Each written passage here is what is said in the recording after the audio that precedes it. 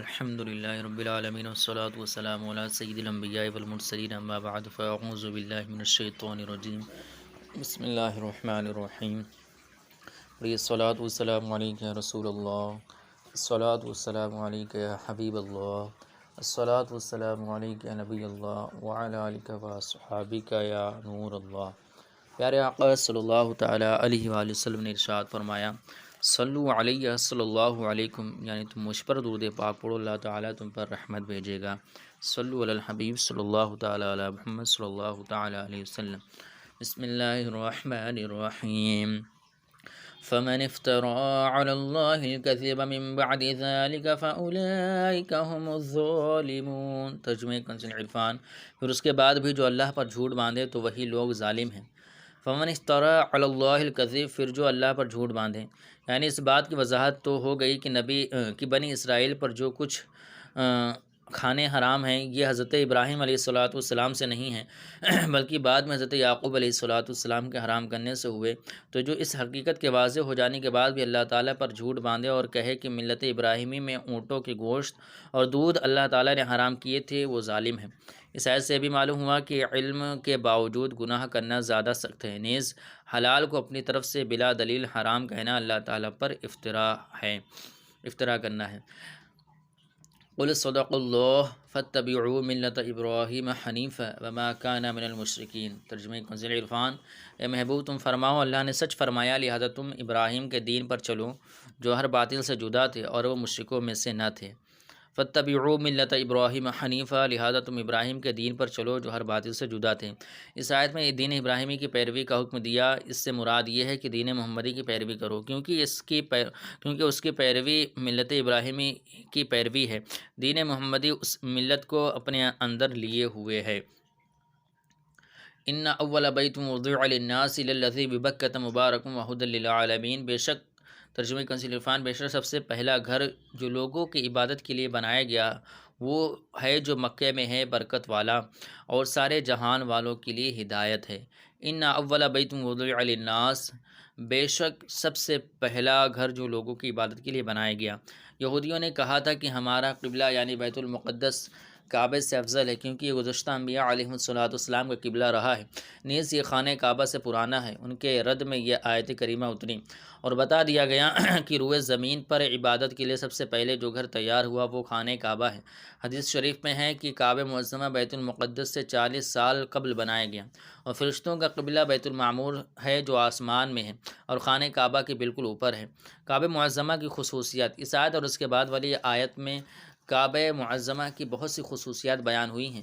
سب سے پہلی عبادت گاہ ہے کہ حضرت آدم علیہ السلام نے اس کی طرف نماز پڑھی، تمام لوگوں کی عبادت کے لیے بنایا گیا، جبکہ بیت المقدس مخصوص وقت میں خاص لوگوں کا قبلہ رہا۔ مکہ معظمہ میں واقع ہے جہاں ایک نیکی کا ثواب 1 لاکھ ہے، اس کا حج فرض کیا گیا، حج ہمیشہ صرف اسی کا ہوا ہے۔ بیت المقدس قبلہ ضرور رہا ہے لیکن کبھی اس کا حج نہ ہوا، اسے امن کا مقام قرار دیا۔ اس میں بہت سی نشانیاں رکھی گئیں جن میں ایک مقام ابراہیم ہے۔ فیہ آیات بینات مقام ابراہیم ومن دخلہ کان آمنا وللہ علی الناس حج البیت من استطاع الیہ سبیلا ومن کفر فإن اللہ غنی عن العالمین۔ ترجمہ کنز عرفان۔ اس میں کھلی نشانیاں ہیں، ابراہیم کے کھڑے ہونے کی جگہ ہے، اور جو اس میں داخل ہو امن والا ہو گیا، اور اللہ کے لیے لوگوں پر اس گھر کا حج کرنا فرض ہے جو اس تک پہنچنے کی طاقت رکھتا ہے، اور جو انکار کرے تو اللہ سارے جہان سے بے پرواہ ہے۔ فیہ آیات بینات، اس میں کھلی نشانیاں ہیں۔ خانہ کعبہ کی عظمت و شان کا بیان چل رہا ہے۔ اسی ضمن میں فرمایا کہ خانہ کعبہ میں بہت سی فضیلتیں اور نشانیاں ہیں جو اس کی عزت و حرمت اور فضیلت پر دلالت کرتی ہیں۔ ان نشانیوں میں سے بعض یہ ہیں کہ پرندے کعبہ شریف کے اوپر نہیں بیٹھتے اور اس کے اوپر سے پرواز نہیں کرتے، بلکہ پرواز کرتے ہوئے آتے ہیں تو ادھر ادھر ہٹ جاتے ہیں، اور جو پرندے بیمار ہو جاتے ہیں وہ اپنا علاج یہی کرتے ہیں کہ ہوائے کعبہ میں ہو کر گزر جائیں، اسی سے انہیں شفا حاصل ہو جاتی ہے۔ اور وحشی جانور ایک دوسرے کو حرم کی حدود میں ایذا نہیں دیتے، حتیٰ کہ اس سرزمین میں کتے ہرن کے شکار کے لیے نہیں دوڑتے اور وہاں شکار نہیں کرتے۔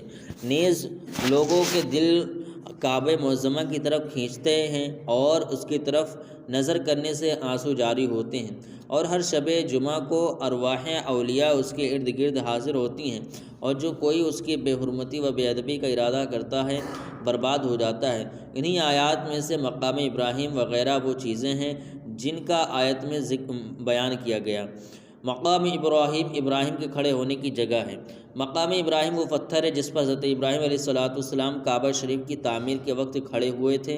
یہ پتھر خانہ کعبہ کی دیواروں کی اونچائی کے مطابق خود بخود اونچا ہو جاتا تھا۔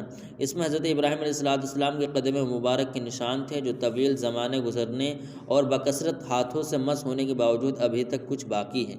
بزرگوں سے نسبت کی برکت۔ اس سے معلوم ہوا کہ جس پتھر سے پیغمبر کی قدم چھو جائیں وہ متبرک اور شعائر اللہ و آیات اللہ یعنی اللہ عز و جل کی نشانی بن جاتا ہے۔ اللہ تعالیٰ فرماتا ہے ان الصفا والمروۃ من شعائر اللہ، ترجمہ کنزُ عرفان، بے شک صفا اور مروہ اللہ کی نشانیوں میں سے ہیں۔ ظاہر ہے کہ یہ دونوں پہاڑ حضرت حاجر رضی اللہ تعالیٰ عنہا کے قدم پڑ جانے سے شعائر اللہ بن گئے۔ ومن دخلہ کان آمنا، اور جو اس میں داخل ہوا امن والا ہو گیا۔ خانہ کعبہ کی وجہ سے اللہ تعالیٰ نے پورے حرم کی حدود کو امن والا بنا دیا، یہاں تک کہ اگر کوئی شخص قتل و جرم کر کے حدود حرم میں داخل ہو جائے تو وہاں نہ اس کو قتل کیا جائے گا اور نہ اس پر حد قائم کی جائے گی۔ حضرت عمر رضی اللہ تعالیٰ عنہ نے فرمایا کہ اگر میں اپنے والد خطاب کے قاتل کو بھی حرم شریف میں پاؤں تو اس کو ہاتھ نہ لگاؤں گا یہاں تک کہ وہ وہاں سے باہر آئے۔ حرم سے کیا مراد ہے؟ حرم سے مراد خانہ کعبہ کے ارد گرد کئی کلومیٹر پھیلا ہوا علاقہ ہے جہاں باقاعدہ نشانات وغیرہ لگا کر اسے ممتاز کر دیا گیا ہے۔ جو لوگ حج و عمرہ کرنے جاتے ہیں انہیں عموماً اس کی پہچان ہو جاتی ہے، کیونکہ وہاں جا کر جب لوگوں کا عمرہ کرنے کا ارادہ ہوتا ہے تو عمرہ کرنے کے لیے حدود حرم سے باہر جا کر احرام باندھ کر آنا ہوتا ہے۔ وَلِلَّهِ عَلَى النَّاسِ حِجُّ الْبَيْتِ، اور اللہ کے لیے لوگوں پر اس گھر کا حج کرنا فرض ہے۔ اس آیت میں حج کی فرضیت کا بیان ہے اور اس کا کی استطاعت شرط ہے۔ حدیث شریف میں پیارے آقا علیہ السلام نے اس کی تفسیر زاد راہ و سواری سے فرمائی ہے۔